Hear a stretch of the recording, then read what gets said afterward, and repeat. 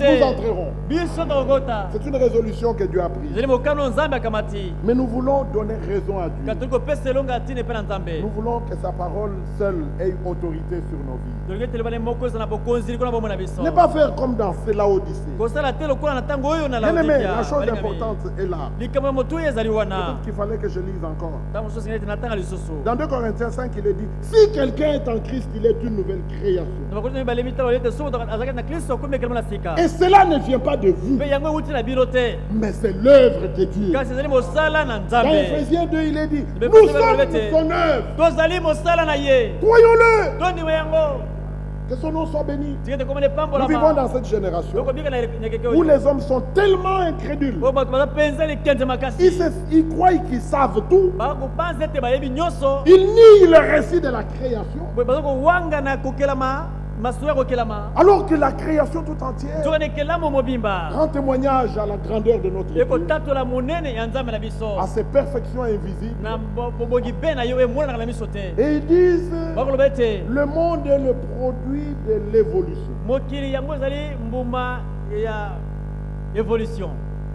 Hein? Bon. Et ils vont prendre la théorie d'un certain Darwin. Et ils méprisent les témoignages que Dieu rend. Jusqu'au pape. Le pape croit qu'il est descendant du chimpanzé. Hein, je lui attribue ça à lui seul parce que nous ne sommes pas descendants du chimpanzé. Est-ce que vous êtes descendant hein, l'évolution du chimpanzé et puis non, laissez ça aux préhistoriens. Nous croyons ce que Dieu dit. Dieu a créé l'homme à son image. Pas l'image du chimpanzé. Non.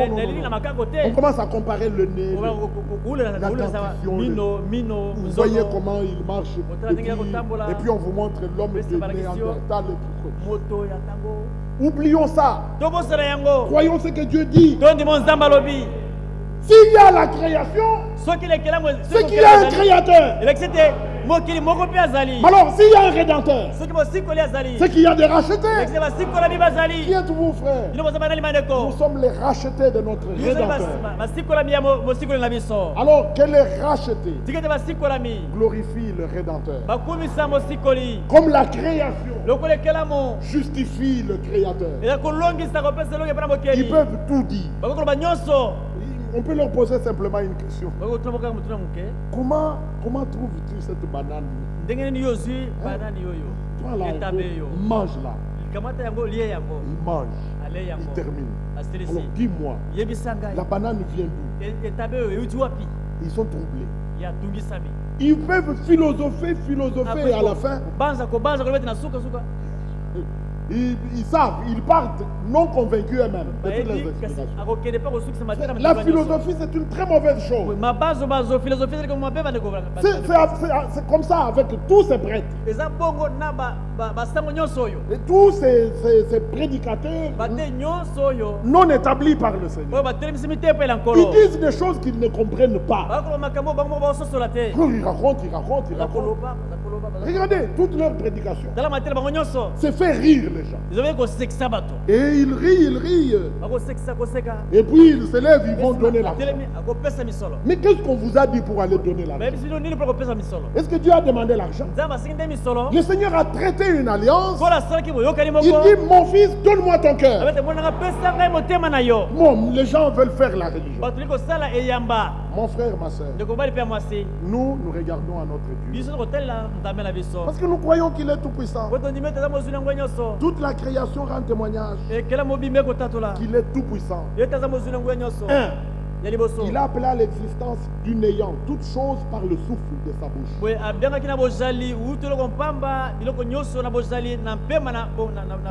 Que toute la terre craigne le Seigneur. Car il dit et la chose arrive. Savez-vous ce qu'il a fait dans cette génération? Nous sommes le produit de la promesse. bonnes paroles sorties de la bouche de Dieu. Aujourd'hui sur la terre. Vous n'êtes pas assis là au hasard. Vous êtes enfant de la promesse. Vous ne pouviez pas être indifférent à la promesse que Dieu a faite pour vous. Il devait rétablir toutes choses. On ne devait pas rester dans les religions et les dénominations comme ça. Dans la confusion de l'écuménisme du Conseil mondial des églises. Non. Quand nous avons entendu sauter, notre cœur a sauté. On a dit c'est moi, je dois sauter. Bien-aimés, remercions le Seigneur pour cette grâce. Mais comprenez, il t'attend individuellement. Ça c'est pas vous, mais toi. Il t'attend là où il a vaincu Satan, où il a vaincu toute domination, à Golgotha. Tu n'as pas besoin de voyager. Là où tu es assis, tu entends la prédication de la croix. Tu dis, mon sauveur ne devait pas mourir seul. Lui, saint, innocent et juste. Mais le coupable, le pécheur, c'est moi. Tu t'identifies à lui. Tu crois que tu es devenu une même plante avec lui. On ne le dira jamais assez. Il s'agit de mourir à soi-même pour pouvoir vivre en nouveauté de vie. Fils de Dieu, fille de Dieu, ce n'est pas le produit des efforts. Ce n'est pas le produit des pratiques. Fils et fille de Dieu, c'est une naissance réalisée. On constate. Comme nous l'avons entendu suffisamment vendredi et dimanche. Nous remercions Dieu pour ses serviteurs, pour les ministères établis. Ainsi, Christ est le commencement de la création de Dieu. Voici, il se présente, il dit, voici ce que dit l'Amen. C'est-à-dire, il achève. Il termine dans cet âge. Chaque âge a eu son commencement et sa fin. La fin de l'âge de la Odyssée selon le mais il est souligné qu'il est le commencement de la création de Dieu. Ne prends pas ça à la légère. Nous sommes ici pour que Dieu dresse son grand miroir devant nous, afin que nous nous y regardions. Verset 15, il dit, je connais tes œuvres. Frère, quand nous lisons Hébreux chapitre 4, verset 12, il est dit, nulle créature n'est cachée devant lui. Le Seigneur dit, je connais tes œuvres. Lui qui sonde les cœurs et les reins, qui peut se cacher devant lui? Nous pouvons nous cacher, nous. Il y a des méchants qui se cachent derrière un grand rire.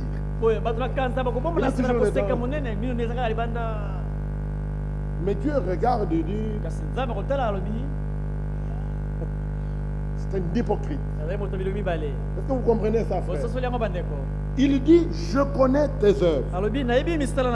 Alors, ne te flatte pas. N'essaye pas de te caresser. Affronte la vérité. Dis, Seigneur, me voici. Toi qui sondes les cœurs et le rein, sonde-moi et connais mon cœur. Vois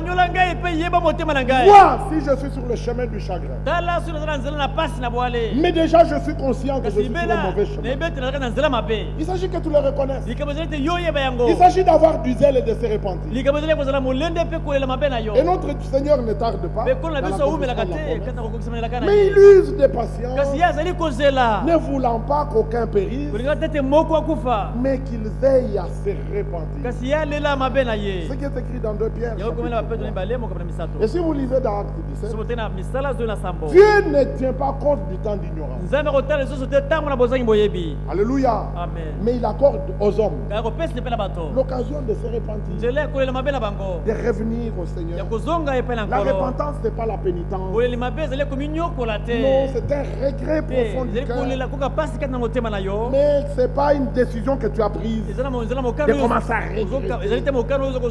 Non, sous la proclamation de l'évangile, l'esprit te convainc du péché, du jugement et de la justice de Dieu. Et produit la repentance. Est-ce que vous comprenez ça, frère? C'est un mystère, c'est surnaturel. Mais Dieu, par son esprit, il le fait. Et cela aboutit par la conversion. Et c'est ça qui est à la base de la nouvelle naissance. Parce que la sémence de la parole proclamée est tombée dans un cœur qui a cru. Et regardez que tout c'est Dieu qui le fait. C'est Christ qui suscite cette foi à nous alors que nous écoutons la parole. Oh, que son nom soit glorifié. Alors, je connais tes œuvres. Je sais que tu n'es ni froid ni bouillant. Puisses-tu être froid ou bouillant? Vous pouvez regarder autour de vous. Voir comment les gens sont indifférents. Ils sont clopins. Effectivement, Élie a été envoyé pour qu'on ne soit pas clopin. Ou c'est Baal ou c'est Yahvé. Si c'est Yahvé, c'est une expérience véritable, surnaturelle. Tu marchais dans cette direction, mais il t'est fait rentrer dans l'autre. Pas non. Est-ce que vous comprenez ça? C'est l'âge dans lequel les gens sont clopins. Et la tête, c'est le plus grand danger par rapport à la foi. Le raisonnement, c'est la base même de la philosophie. Mais la parole dit quoi? Si tu crois, tout est possible. Et toi tu raisonnes. Et on va prendre la grâce, on commence à l'analyser. Vous voyez, Dieu a, je n'aime pas aller dans ce développement. Frère, ou tu crois, ou tu ne crois pas. Si tu crois, Dieu est entré à l'œuvre. Et tu es le premier témoin que tu n'es plus ce que tu étais. Quand Paul écrit ça, il dit, si je vis maintenant, ce n'est plus moi, c'est Christ qui vit en moi. Il n'amusait pas la galerie. Non, il disait des paroles qui sortaient du plus profond de son cœur. C'est pourquoi il écrit dans Romains 10. Si tu crois du cœur et tu confesses de ta bouche, il y a des gens qui ne croient pas dans leur cœur, mais ils parlent. À quoi ça sert? Alors le Seigneur ne tarde pas. Il use de patience. Et il permet qu'on parle encore. Que l'Esprit parle encore. Qu'il te visite encore. Qu'il frappe encore à ta porte. Lisons-le. Il dit, je connais tes œuvres. Je sais que tu n'es ni froid ni bouillant. Puisses-tu être froid ou bouillant? Vous voyez, il n'y a que deux positions. Ou tu es froid, ou tu es bouillant. Pas de position intermédiaire. Pas mélanger. Sinon tu es un hypocrite. Le Seigneur n'a pas besoin de tiède.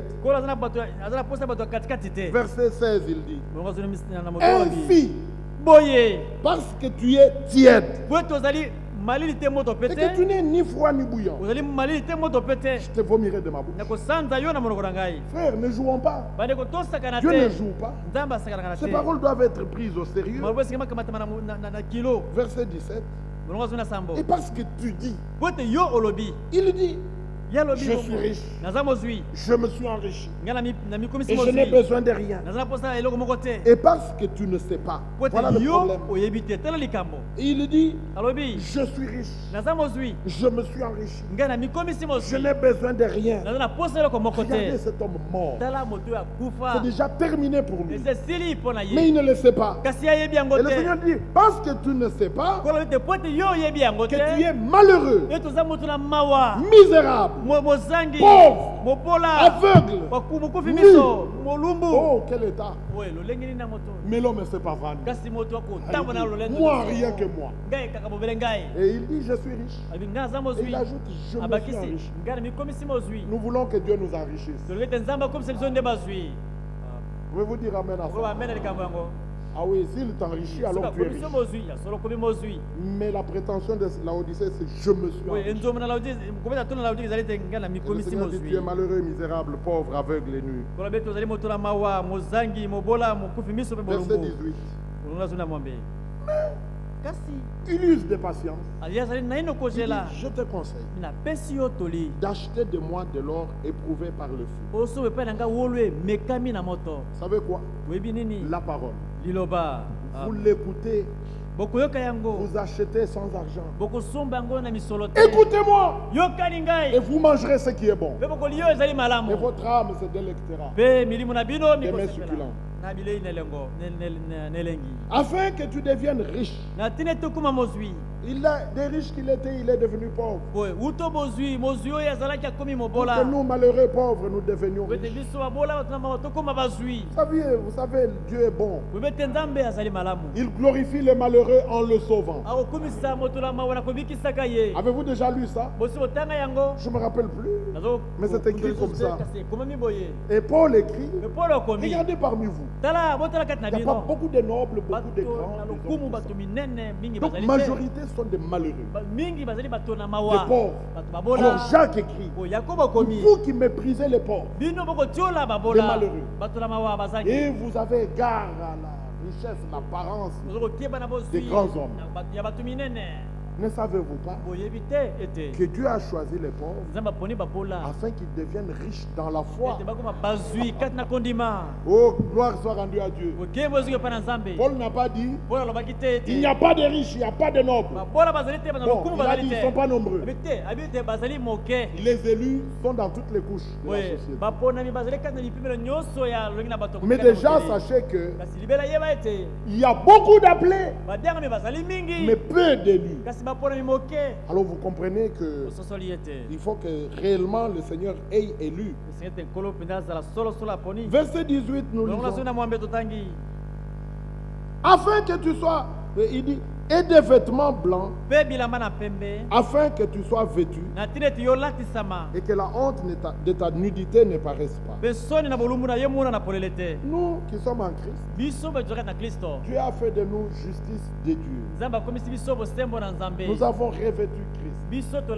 Nous qui sommes baptisés en Christ, nous l'avons revêtu. Nous remercions Dieu pour cette grâce. Réjouissons-nous.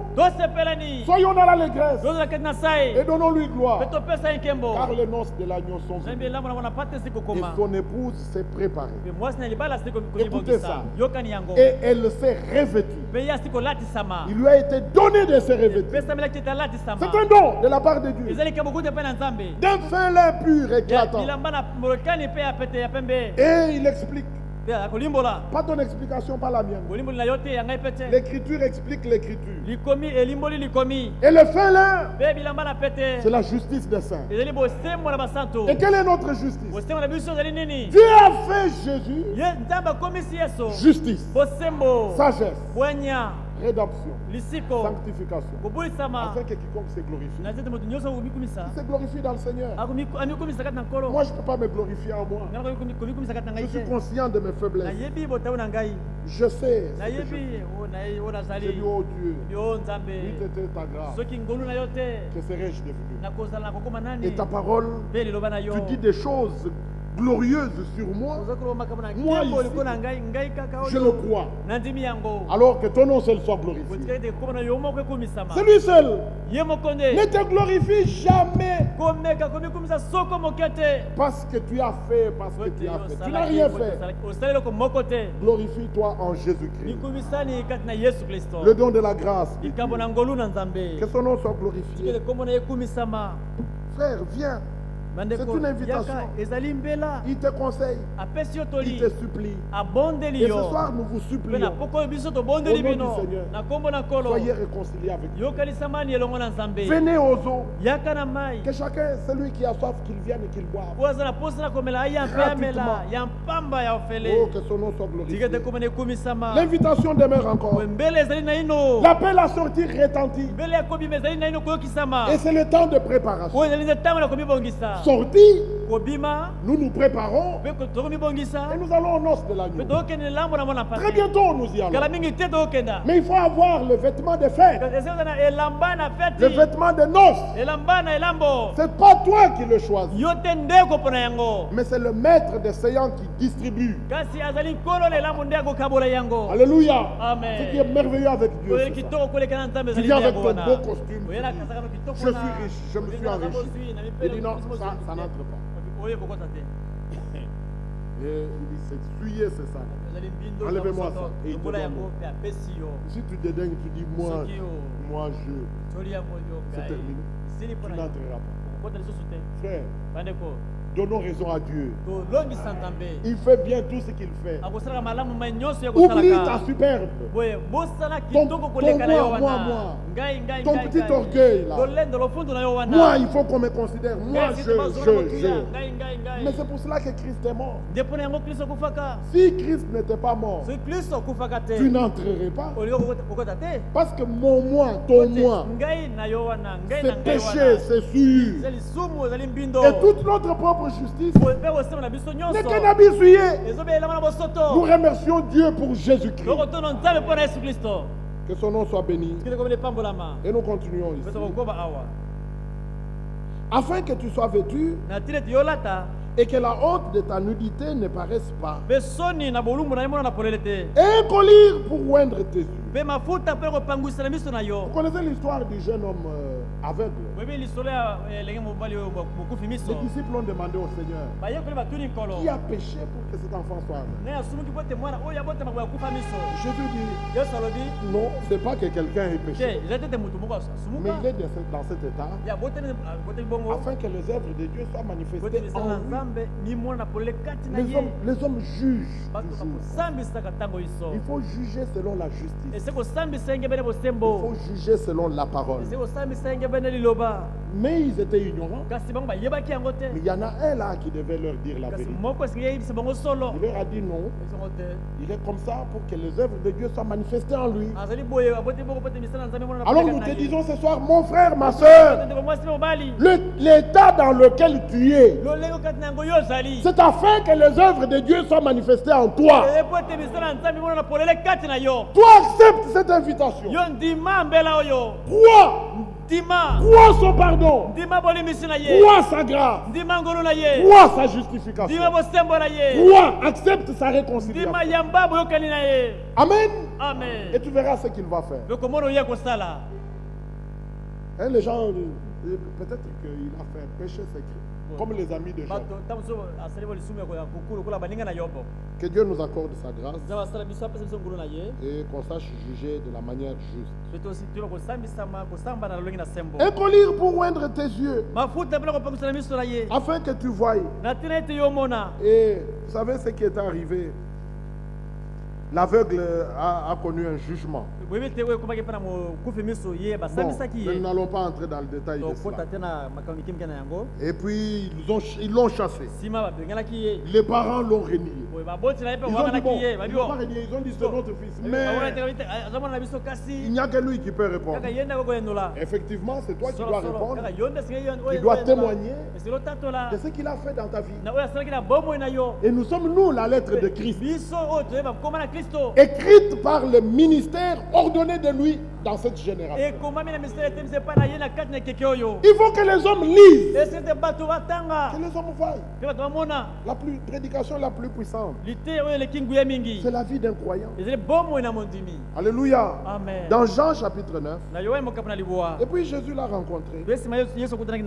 Et au verset 39, oui, Jésus dit, je suis venu dans ce monde pour un jugement, pour que ceux qui ne voient point voient. Et que ceux qui voient deviennent aveugles. C'est une déclaration terrible. Ne soyez pas indifférents à ça. Verset 40. Pendant qu'il lui parlait là, il y avait aussi quelques pharisiens. Verset 40. Quelques pharisiens qui étaient avec lui, ayant entendu ces paroles, lui disent: nous aussi sommes-nous aveugles? Oh là là. Jésus leur regarde. Il leur répond: si vous étiez aveugle, vous n'auriez pas de péché. Frère, le problème, ce n'est pas je vois bien, frère. Moi, j'ai toujours bien vu. Ah, tu as toujours bien vu, c'est bien. Bon, mais la situation ici, c'est celui qui ne voit pas qui est avantagé. Les pharisiens lui disent, et vous sentez qu'eux, ils croient qu'ils voient. Alors le Seigneur dit ça.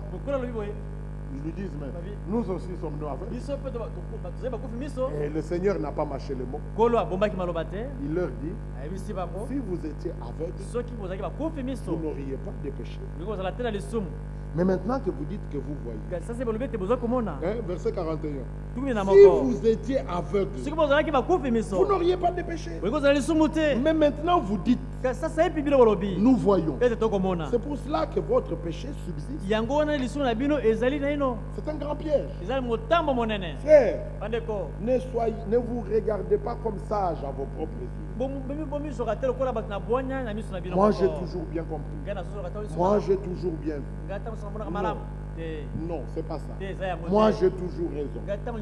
C'est encore une fois moi. Le Seigneur t'attend à Golgotha. Identifie-toi à cette mort. Que le Seigneur nous aide dans son amour. Et ça, c'est la situation de la Odyssée. Et les vrais élus qui ont reçu la parole de la promesse, qui ont la révélation de Jésus, ce sont des hommes humbles. Pourquoi vous dites pas Amen? Ils ne sont pas orgueilleux. Ils n'ont pas de prétention. Ils le savent en qui ils ont cru. Parce qu'ils ont la révélation. Ils sont tranquilles. Ils ne sont pas prétentieux. Ce n'est pas des gens qui se lancent dans des discussions. Dans la démonstration de leur connaissance. Non. Fais attention. Tu es tombé dans la lettre, mais l'esprit vivifie. Et nous voulons que Christ, l'esprit vivifiant, vivifie nos cœurs et que sa vie abonde, sa vie monte nos cœurs. Parce que bientôt Christ revient. Alors c'est lui seul qui regarde. Et il dit, heureux sont vos yeux parce qu'ils voient, vos oreilles parce qu'elles entendent, vos cœurs parce qu'ils croient. Oh, bienheureux ceux-là, mais pas ceux qui disent, nous avons toujours vu. Alors le Seigneur dit, c'est pour cela que votre péché subsiste. Mais si vous dites, Seigneur, je ne connais pas. Seigneur, je ne vois pas bien. Seigneur, on me dit ça. Seigneur, aide-moi à comprendre. Alors Dieu peut t'aider. Mais si toi, tu as toujours bien connu, tu as toujours bien compris, tu as toujours bien vu, tu as toujours raison, ce sont les autres qui ont tort. Mais c'est là le piège. Mais le Seigneur est prêt à nous faire grâce. Parce que bientôt il doit achever son œuvre. Alors avec assurance nous prenons Isaïe et nous disons, le Seigneur désire encore nous faire grâce. La Bible dit ici au verset 19, nous sommes dans Apocalypse 3, moi je reprends et je châtie ceux que j'aime. Mais il est question que tu sois attentif. Tout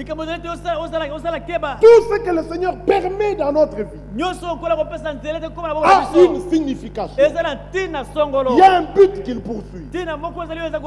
Alléluia. Amen. Que Dieu nous rende capable d'être attentifs.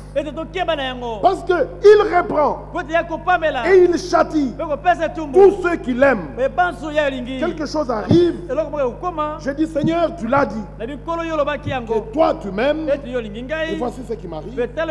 Mais tu as dit, toutes choses concourent à mon bien. Quel est donc le bien qui est là? Et quand il te le révèle, tu vas à Golgotha. Tu dis, Seigneur, fais de moi ce que tu veux que je sois. Il veut que nous croissions dans la grâce, dans la connaissance. Verset 20. Voici, je me tiens à la porte et je frappe. Il use de patience. 2 Pierre 3. Il use de patience. Il ne tarde pas. Il ne veut point qu'aucun périsse. Il dit, voici, je me tiens à la porte et je frappe. Chaque réunion, chaque prédication, le Seigneur te sollicite. Le Seigneur t'appelle. Il t'interpelle. Il frappe. Et il dit, si quelqu'un entend ma voix, et effectivement il dit, si aujourd'hui vous entendez sa voix, n'endurcissez pas votre cœur. Vous nous dire amen à ça. Si aujourd'hui vous entendez sa voix, vous pouvez avoir entendu, vous n'avez pas encore entendu. Mais le jour où sa parole touche, brûle et transperce votre cœur, c'est là que vous avez entendu. Alors là, l'exhortation c'est, n'endurcis pas ton cœur, n'hésite pas. Donne-toi. C'est le temps favorable pour toi. C'est le jour que le Seigneur a fait pour toi. Il est prêt à faire quelque chose. Humilie-toi sous l'autorité de sa parole. Et le Seigneur va te relever. Oh, qu'il nous fasse cela. Si quelqu'un entend ma voix et ouvre la porte, j'entrerai chez lui. Je souperai avec lui. Et lui avec moi. Bien-aimés, bientôt ils reviennent. Ne les verront que ceux qui l'ont vu. Comment le voyons-nous? Avec les yeux de la foi. Si tu l'as vu ici, tu le verras dans le verre. Si ton intérieur a déjà été transformé ici, le jour où il viendra, ton corps sera transformé. Bientôt il revient. Ce n'est pas une chanson, ce n'est pas un slogan. Il revient bientôt. Il y a plus de 2000 ans, ils ont écrit, ils ont prêché. Il vient bientôt. Paul a salué, les Corinthiens se sont salués. Maranatha. Maranatha. Il voulait voir chacun aimer le Seigneur de tout son cœur et aimer le retour de Christ. De sorte qu'ils font cette déclaration. Si quelqu'un n'aime pas le Seigneur, qu'il soit maudit. Il y a plus de 2000 ans. À combien plus forte raison? Nous qui sommes là, conscients et témoignants que tous les signes prophétisés sont accomplis. Regardez Haïti. Et les gens, même le Congo, ça m'a étonné. J'ai dit, le Congo a apporté aussi le don là-bas. J'ai dit, mais il y a seulement à Kinshasa, ici, il y a des gens qui boivent de l'eau qui stagne. Pas loin à Kimbasek, excusez, on ne juge pas le gouvernement, que Dieu ait pitié de nous. Mais regardez ça. Mais ici, ce que je vais vous faire voir, c'est l'aspect prophétique. Ici, c'est la parole de Dieu qui s'accomplit. Il y a eu ce tremblement de terre. Le croyant retourne à la Bible. Il dit, le Seigneur l'avait dit. Comme signe que son retour est imminent. Un signe parmi les signes. Bientôt le Seigneur revient. Tous les signes sont accomplis, mon frère. À combien plus forte raison ne devrions-nous pas nous saluer Maranatha? Mais je ne dis pas saluez-vous Maranatha. Mais eux, ils avaient le cœur tellement dans cet empressement. Ils vivaient pour ça. Mais pourquoi vivons-nous, nous, aujourd'hui? Paul écrit aux Thessaloniciens, nous les vivants, nous ne dévancerons point ceux qui sont morts. Le Seigneur descendra et les morts ressusciteront premièrement. Et puis il dit, nous qui sommes restés vivants, vivants pour le retour de Christ. 1 Corinthiens 15, nous serons transmués et ensemble avec eux sur des nuées. Nous vivons pour le retour de Christ. C'est pourquoi la parole de Dieu est devenue tout pour nous. J'ai lu un verset de la Bible. J'ai dit, Seigneur, que ce verset entre moi et moi dans ce verset, même s'il est dur, à qui d'autre irais-je? Tu l'as dit, il faut que tu sois justifié dans ma vie. L'heure est très avancée. C'est l'heure de vous réveiller enfin du sommeil. Romains chapitre 14. Il s'agit de revêtir Christ. Ne pas avoir soin de la chair. Comment satisfaire le convoitise. Bientôt Jésus revient. Alors il faut que le corps de Christ soit bien soudé. Uni. Vous savez, Paul a écrit. Il dit, lutte au dehors, crainte au dedans. On est attaqué dehors. On revient dans l'église où on devrait être en paix. Et on est encore attaqué. Non, le corps ne doit pas être dans cette situation. Ainsi en est-il de Christ. C'est ce que Paul dit. Le corps de Christ. Lui, la tête, nous, différents membres, par le Saint-Esprit unis. Il dit, ainsi en est-il de Christ. Lisons-le dans Matthieu chapitre 12. On va bientôt arrêter. On n'ira pas trop loin. Matthieu chapitre 12. Et regardez l'état dans lequel se trouve l'église. C'est terrible. Quand nous regardons à Ephésiens 4, 11, 1 Corinthiens 12, 28, le Seigneur a établi des ministères pour le perfectionnement des saints. Voyez-vous que vous êtes des saints? Nous sommes saints par vocation. Nous ne croyons pas à la canonisation des saints. Nous ne mourrons pas pour devenir saints, non. Crois-tu que tu es saint? Moi aussi, je suis saint. Qui ose juger un saint? Frère, que les autres nous jugent parce qu'ils ne nous connaissent pas. C'est écrit 1 Jean 3. Voyez quel amour le Père nous a témoigné. Peut-être qu'il faut qu'on le lise parce qu'on ne est pas tout à fait attentif. Le monde ne nous connaît pas, qu'il nous juge comme il l'entend. 1 Jean chapitre 3. Voyez quel amour le Père nous a témoigné pour que nous soyons appelés enfants de Dieu. Et nous le sommes. J'aime ça. Alors ça fait taire toutes les voix. Je n'écouterai que ce que Dieu dit. Il parle de paix à ses saints. Alors il ajoute, si le monde ne nous connaît pas, c'est qu'il ne l'a pas connu. C'est clair, n'est-ce pas? Alors laissez le monde nous juger. Mais nous ne nous jugeons pas. Prions les uns pour les autres. Frère Branham a parlé du corps de Christ. Il a dit le corps le plus malade. L'esprit l'a rappelé vendredi et dimanche. Le corps le plus malade sur la terre, c'est le corps de Christ. Quand on regarde cette division, la haine, l'inimitié qui sont sémées, la jalousie, on dit est-ce que le Seigneur va achever? Là je vous réponds tout de suite, le Seigneur va achever bientôt. Tout ce qui arrive, c'est parce que le méchant ne subsistera pas dans l'assemblée des saints. Au milieu de mon peuple, il ne sera trouvé que des justes.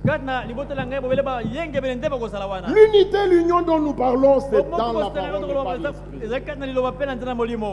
Amen. Amen. Ainsi, comprenez que ce qui nous a mis ensemble, c'est la parole. Alors il faut qu'elle soit respectée. Que chacun de nous ait de la crainte pour la parole. Notre communion, c'est par la parole et par l'Esprit de Dieu. Et les semences de la même nature s'unissent, communient facilement. Si vous voyez qu'il y a des problèmes, des entorses, au point que certains se tournent le dos, soit il y a un problème d'expérience, soit ce sont des semences différentes. Amen. Amen. Christ a ôté l'inimitié par l'œuvre de Golgotha. Des deux, il a fait un. Le croyez-vous? Et la réconciliation a été faite. Mais l'inimitié subsistera entre la sémence du serpent et la sémence de la femme. La sémence divine. Ça, on ne pourra rien faire. Maintenant, quand Frère Branham dit le corps le plus malade, c'est le corps de Christ, il dit plusieurs se sont établis dans le ministère et ils ont sémé la sémence de la discorde. Et la division a eu lieu. C'est la sémence de discorde qui divise. Vous savez, frère, nous, jusqu'à la dernière minute, si ce n'est pas la parole, on se sépare. Êtes-vous d'accord avec moi? Dieu a pris soin de séparer la lumière des ténèbres dès le commencement. Et ici à la fin il dit, sortez du milieu d'eux. Séparez-vous. Amen. C'est pas nous. C'est Dieu. Il sépare. Il séparera. Il n'y a aucune amitié qui tienne au désavantage de la parole. Il n'y en a pas. Non. Là, le rire s'arrête. Ça s'arrête. Là, on dit, ils sont durs. Ça s'arrête. Où tu respectes la parole. Et c'est la seule preuve pour moi que tu es de nôtres. Que tu es de... Que Dieu nous assiste. Il y a des petites choses. Quand Paul écrit aux Philippiens, il dit au point où nous sommes arrivés, marchons des mêmes pas. Si quelqu'un de notre avis par rapport à telle ou telle chose, le Seigneur l'éclairera aussi. Mais cela ne veut pas dire vous qui êtes éclairés, abandonnez la lumière pour... Non, le Seigneur l'amènera. Mais nous on va de l'avant. C'est comme ça que les choses se passent. Ceux qui traînent les pieds, de toute manière, le Seigneur va tout uniformiser. Le Seigneur égalisera le terrain. Il n'y aura pas plus grand connaisseur et plus petit connaisseur. Mais je vais vous faire voir que partout où il y a division, c'est qu'il y a une sémence de discorde qui a été sémée. Et dans ce message, le plus gros credo, c'est l'ordre dans l'église. Vous voyez un prédicateur qui abandonne son église et qui va là et qui veut mettre de l'ordre. Ceux qui sont de Dieu se réveillent. Ils s'en vont. Maintenant, où est le problème? On va le trouver où? C'est celui qui amène un credo. Je me rappelle, nous étions ici avec ceux qui sont partis à Rigini. C'est douloureux de rappeler ces choses. Frère Firmin est encore vivant. On a vu un frère vieux, avec un autre jeune fort. Nous devons aller établir l'ordre à Matadi. Firmin a dit non, ne faites pas ça, frère, ne faites pas ça. Ça c'est un credo, il ne faut pas faire ça. Non, ils sont partis. Et c'est ce qu'on vit. Il y a des coins qui se sont spécialisés dans ça. Partout ils vont, il faut qu'ils fassent l'ordre. Ils trouvent que partout tout est en désordre, c'est seulement là où ils font l'ordre. Mais c'est un credo. C'est la sémence de discorde. Il faut faire attention à tout. Et nous, on ne laisse pas passer ce qui n'est pas biblique. Même si c'est tout petit, nous élevons la voix. Bientôt, le Seigneur revient. Ce n'est pas au ciel que nous allons prêcher. C'est ici que nous prêchons. Et l'Écriture dit, la colère de Dieu est suspendue sur quiconque tient la vérité captive. Nous sommes déjà, on a déjà fait un trop long trajet. Non, ce qui est d'enfant, il faut le laisser. Mais tendons à ce qui est passé. Allons de l'avant. Croissons dans la grâce, dans la connaissance. Que cherchons-nous? Être grand sur la terre. Moi. Mais c'est ce moi-là qui est un grand obstacle pour cet élu que tu es. Si élu tu l'es. Si tu es réellement élu, aujourd'hui, si tu entends sa voix, n'endurcis pas ton cœur. Bien-aimé, ces choses nous font mal. Mais on ne doit pas juger un frère. Pourquoi jugerais-je un frère? Pourquoi prendrais-je mon téléphone pour dire, regarde, il a fait, il a dit. Je ne ferai jamais ça. Ça, c'est une chose qu'il ne faut jamais faire. J'étais étonné, c'était au mois d'octobre.